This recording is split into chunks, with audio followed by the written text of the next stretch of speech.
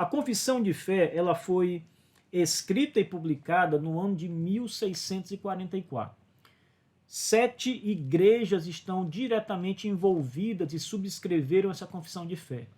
E 15 pastores trabalharam também na subscrição, alguns deles no desenvolvimento mesmo desta confissão. Os nomes principais por trás da elaboração da confissão de fé são os nomes dos pastores John Spilsbury e depois William Kiffin. Esses são os nomes principais, são os teólogos por trás da elaboração desse documento fundante dos batistas particulares. Inclusive, o John Spilsbury, que foi o primeiro pastor batista reformado, a sua igreja foi fundada em 1638 com uma cisão que aconteceu na igreja JLJ. Alguns membros saíram dessa igreja e John Spilsbury passou a pastorear esses membros. E daí temos então o que nós podemos chamar de a primeira igreja batista reformada, distintamente ou caracteristicamente reformada, para entrarmos nessa história com esse embasamento histórico comprovado. John Spilsbury pastoreia a primeira igreja batista reformada em Londres, em 1638. E o John Spilsbury, como um dos elaboradores da confissão, inclusive pouca gente duvida disso, né, de que o John Spilsbury seja o nome principal por trás dessa confissão de fé, muito mais do que o próprio William Kiffin. O John Spilsbury escreveu um livro chamado Do Batismo, onde ele vai apresentar muitos argumentos em prol do batismo de crentes, e onde ele apresenta também a própria ideia pactualista dos batistas. Ela começa a ser desenvolvida, pelo menos apresentada ao público nessa obra do John Spilsbury. E antes disso, o Spilsbury também tinha escrito uma confissão de fé para a sua igreja, e uma pessoal, e muito do que está no texto da confissão de fé de 1644 vem da obra, da pena do John Spilsbury. O William Kiffin, naquele livro The Baptist Confessions, que é um livro bastante famoso para quem estuda as confissões de fé, é um livro indispensável. Aqui estão as confissões de fé que os batistas produziram ao longo da história.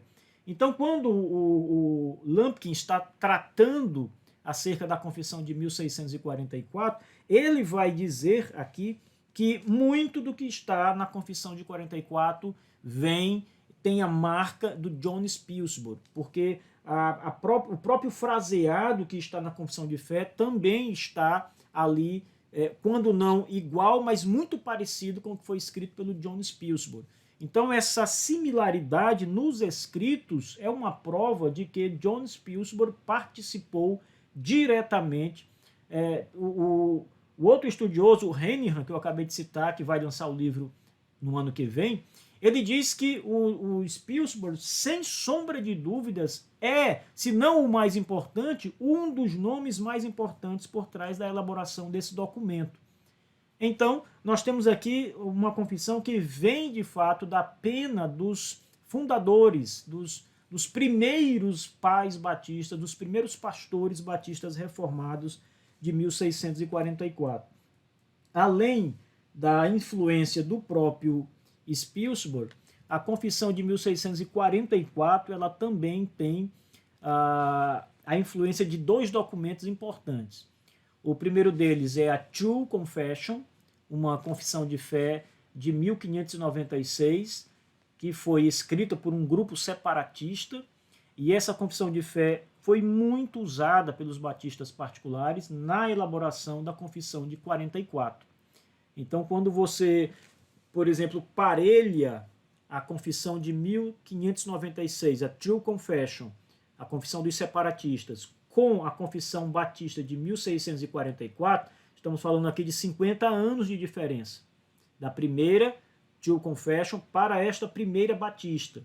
Então, quando você parelha as confissões, você vai observar que muito dos artigos de fé que estão na True Confession, com o fraseado praticamente idêntico, está na Confissão de 1644.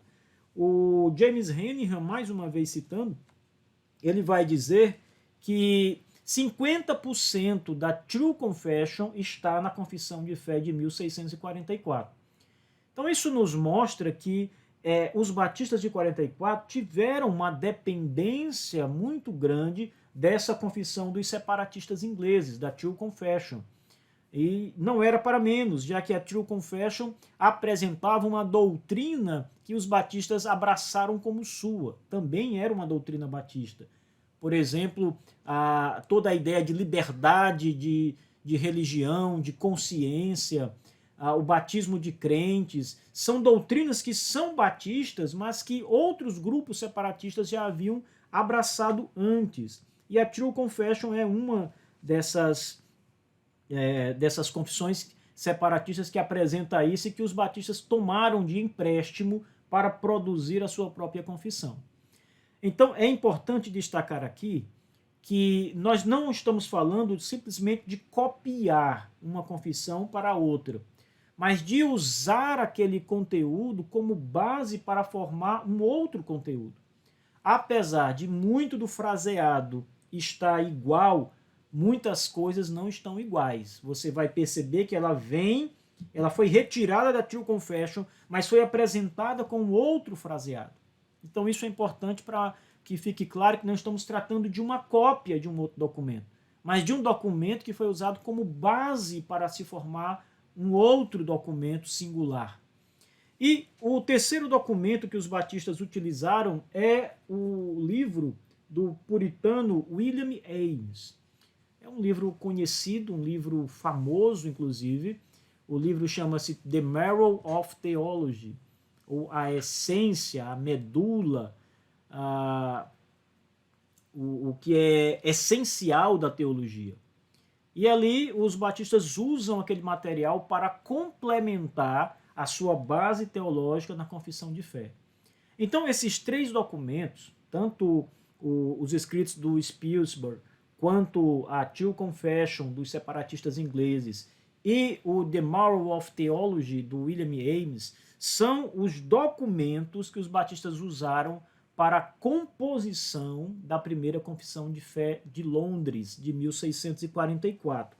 Então, foi a partir desses materiais que surgiu a primeira confissão de fé batista.